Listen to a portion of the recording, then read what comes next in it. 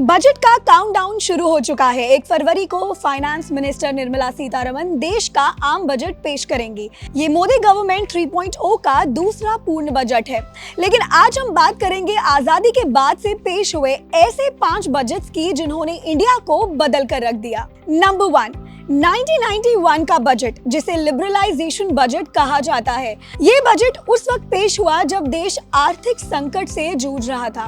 Finance minister doctor Manmohan Singh ने ये budget पेश किया और भारत में आर्थिक सुधारों की शुरुआत की। इस बजट के बाद विदेश की कंपनीज को इंडिया में काम करने की छूट मिली और इंडियन कंपनीज को बाहर बिजनेस करना आसान हुआ। इसे लिबरलाइजेशन का दौर कहा जाता है।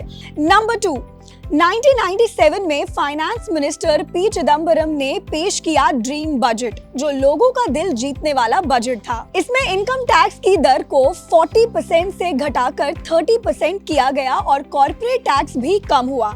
आईटी सेक्टर को बढ़ावा दिया गया और देश की इकोनॉमी में एक नई एनर्जी आ गई। नंबर 3, साल 2000 का बजट, जिसे मिलेनियम बजट कहा जाता है।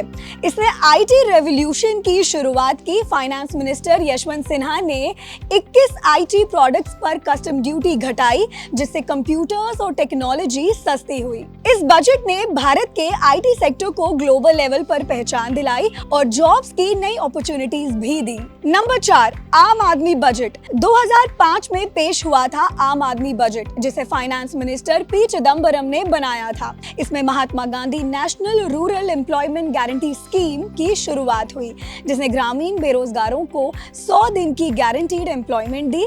इस बजट में गांव की तरक्की और आम जनता की जरूरतों को ध्यान में रखा गया। एंड नंबर 5, 2021 का बजट, जब कोविड-19 ने इकोनॉमी को हिला दिया था। उस समय फाइनेंस मिनिस्टर निर्मला सीतारमण ने पेश किया वंस इन सेंचुरी बजट। इस बजट ने हेल्थ केयर, इंफ्रास्ट्रक्चर डेवलपमेंट और प्राइवेटाइजेशन पर जोर दिया। पेंडेमिक से उभरने में ये बजट एक बड़ी राहत बना। तो ये थे भारत के 5 सबसे यादगार बजट, जिन्होंने देश को आर्थिक मजबूती और नई दिशा दी। अब देखना ये है कि 2025 का बजट क्या नई उम्मीदें लेकर आता है। बजट से जुड़ी हर अपडेट के लिए जुड़े रहें जी बिजनेस के साथ।